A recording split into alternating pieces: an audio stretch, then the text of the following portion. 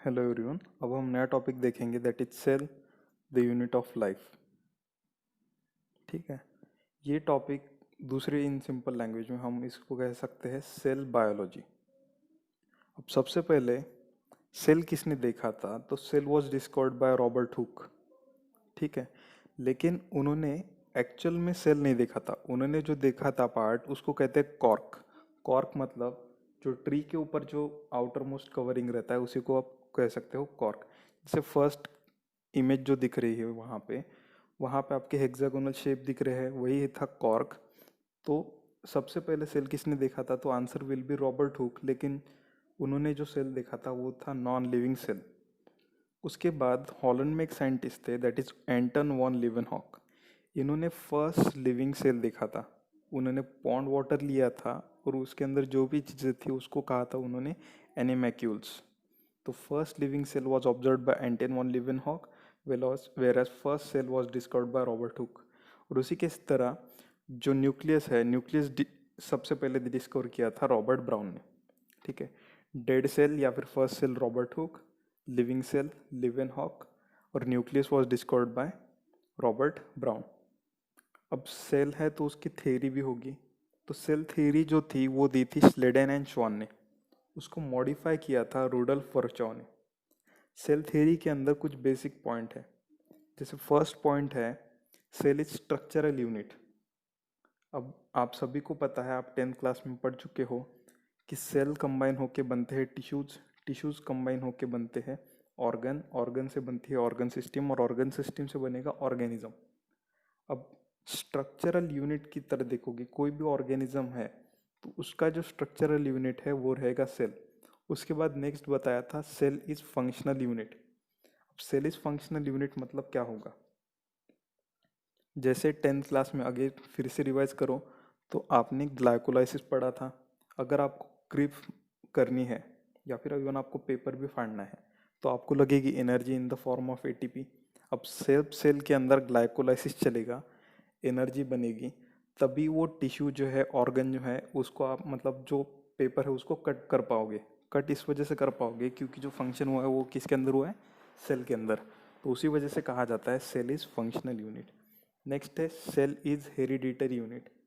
अब सेल जो है उसके अंदर रहता है डीएनए, और डीएनए होने की वजह से ही जो भी प्रीवियस जनरेशन में कैरेक्टर है वो पास होते हैं नेक्स्ट जनरेशन में। वही था सेल इज हेरिडेटरी यूनिट। ये तीनों पॉइंट दिए थे श्लेडेन एंड शॉन ने। उसको मॉडिफाई किया था रुडोल्फ वर्चा ने। और रुडोल्फ वर्चा ने मॉडर्न सेल थ्योरी में एक पॉइंट ये बताया था, cell comes from pre existing cell. मतलब स्टार्टिंग में एक सेल होना चाहिए, उसके सिवा नया सेल बनेगा ही नहीं। ठीक है। तो ये थी सेल थ्योरी के बारे में कुछ बातें। अब सबसे छोटा सेल जो रहता है वो रहता है माइकोप्लाज्मा, जो बैक्टीरिया से भी छोटा है, जिसके अंदर सेल वॉल अब्सेंट है। ठीक है। लेकिन अगर आपसे ये पूछा जाए कि सबसे छोटा सेल विथ सेल वॉल कौन सा है, तो आपका आंसर रहेगा बैक्टीरिया। माइकोप्लाज्मा का दूसरा नाम है प्लूरोन्यूमोनिया लाइक ऑर्गेनिज्म। उसकी साइज है 0.1 टू 0.3 माइक्रोमीटर्स। ठीक है। लार्जेस्ट सेल इज ऑस्ट्रिचेक, और लॉन्गेस्ट सेल अगर पूछा जाए तो वो रहेगा नर्व सेल। उसके बाद कुछ प्रॉपर्टीज ऑफ सेल है कि सेल के अंदर न्यूक्लियोसाइटोप्लाज्मिक रेशियो होना चाहिए। मतलब सेल की साइज और न्यूक्लियस की साइज वो मैनेजेबल होनी चाहिए। जितना छोटा सेल उतना छोटा न्यूक्लियस, जितना बड़ा सेल उतना ज़्यादा न्यूक्लियस, बड़ा न्यूक्लियस।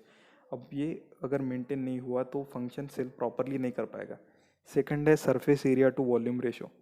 अब सरफेस एरिया जो रहता है वो इंक्रीज होता है स्क्वायर से, और वॉल्यूम जो इंक्रीज होता है वो इंक्रीज होता है क्यूब से। सरफेस एरिया इस टू वॉल्यूम रेशो का अगर एग्जांपल देखना है तो जनरली जो एरिया हॉट रीजन है वहाँ के जो एनिमल्स रहते हैं उनकी साइज़ थोड़ी छोटी रहती है, और उसी की जगह पे आप कोल्डर रीजन के एनिमल्स देखोगे सेम स्पीशीज़ के तो उनकी साइज़ थोड़ी सी ज़्यादा बड़ी रहती है। जैसे महाराष्ट्र के अंदर मेरघाट के अंदर जो टाइगर्स होंगे उनकी साइज़ थोड़ी छोटी रहती है, और उसी की जगह पे आप अगर आप साइबेरिया जाओगे वहाँ पे टाइगर की साइज़ बड़ी रहेगी। अब साइज़ में डिफरेंस इस वजह से होगा क्योंकि वहाँ पे सरफेस और वॉल्यूम रेशियो मेंटेन होना चाहिए। Next rate of metabolism. Generally जो डिवाइडिंग सेल रहता है उसके अंदर मेटाबॉलिज्म ज़्यादा होता है, जैसे मेरिस्टेमेटिक सेल। और जैसे जैसे सेल ओल्ड हो जाता है उसके अंदर रेट ऑफ मेटाबॉलिज्म थोड़ा सा कम होगा। Next, shape of cell. अब बैक्टीरियल शेप्स अगर देखोगे तो एक रहता है बैसिलस, बैसिलस मतलब ब्रॉड शेप। सेकंड है कोकस, कोकस मतलब होता है सर्कुलर शेप या फिर स्पेरिकल शेप। नेक्स्ट, स्पाइरुलर मतलब स्प्रिंग लाइक स्ट्रक्चर। और विब्रियो, विब्रियो मतलब comma shape. Next, RBC, RBC जो रहते हैं मैमल्स के वो रहते हैं बायकॉन्केव, जैसे वहाँ पे दिख रहा है, और विदाउट न्यूक्लियस। उसी की जगह पे अगर आप फ्रॉग के आरबीसी देखोगे तो उसके अंदर न्यूक्लियस प्रेजेंट रहता है, मतलब एक लोब एक्स्ट्रा आ जाएगा in case of frog. Nerve cell का स्ट्रक्चर अलग है। नेक्स्ट, डब्ल्यूबीसी जो रहते हैं वो इरेगुलर शेप रहते हैं, या फिर जिसको कह सकते हैं हम अमीबा की तरह या फिर अमीबॉइड। नेक्स्ट, एपिथेलियल सेल जो रहते हैं वो कॉलम लाइक रहते हैं, और यहाँ पे दिखाया है गार्ड सेल। गार्ड सेल जो रहते हैं वो किडनी शेप जो है वो रहेंगे डायकॉट के स्टोमेटा के अंदर। उसी जगह पे मोनोकॉट जो रहते हैं उसके स्टोमेटा के अंदर रहते हैं डम्बेल शेप। ठीक है, उसी की तरह स्पर्म का जो स्ट्रक्चर होगा वो थोड़ा सा अलग होगा। Next, type of cell. So cell are basically of, यहाँ पे दो ही टाइप दिए, एक तीसरा भी टाइप है वो आपको एक्सप्लेनेशन में पता चल जाएगा। एक रहता है प्रोकैरियोटिक सेल, एक रहता है यूकैरियोटिक सेल, और उन दोनों की इंटरमीडिएट जो है वो है मीजोकैरियोटिक सेल। यहाँ पे प्रो मतलब होता है प्रिमिटिव और कैरियन मतलब होता है न्यूक्लियस। तो प्रोकैरियोटिक सेल के अंदर जो न्यूक्लियस रहता है वो एकदम प्रिमिटिव रहता है। यूकैरियोटिक सेल के अंदर जो न्यूक्लियस रहेगा वो ट्रू न्यूक्लियस रहेगा। तो प्रोकैरियोट का एग्जांपल अगर हम डायरेक्ट ही देखेंगे तो उसका एग्जांपल हो सकता है बैक्टीरिया, वायरसेस, वो प्रोकैरियोटिक सेल। और यूकैरियोटिक सेल का एग्जांपल देखना है तो वो एग्जांपल है ह्यूमंस।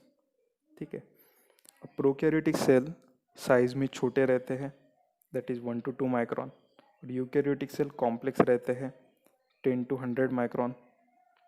अब प्रोकैरियोटिक सेल के अंदर जो सेल वॉल रहती है वो बनी है पेप्टिडोग्लाइकन से। यूकैरियोटिक सेल के अंदर तीन तरह के सेल रहेंगे, एक रहता है प्लांट सेल, एक रहता है एनिमल सेल, और थर्ड है फंजाई सेल। एनिमल सेल के अंदर आपको पता ही है कि सेल वॉल एब्सेंट है।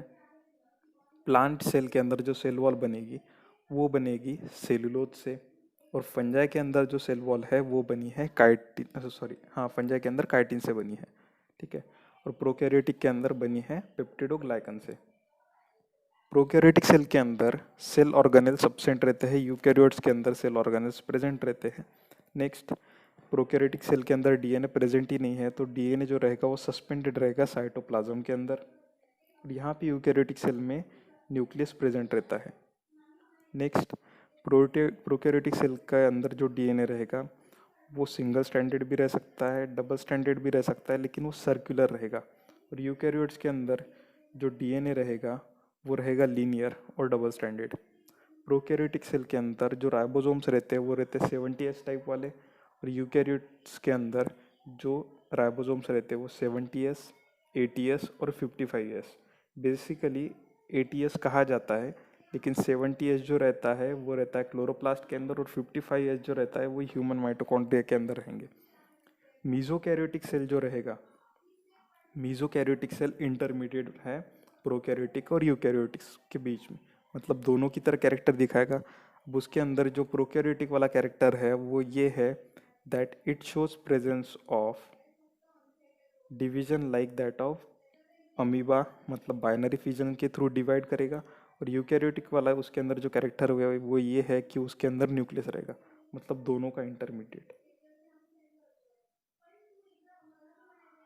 अब यहाँ तक आज देख लेते हैं, इसके बाद का हम कल पढ़ेंगे। Thank you.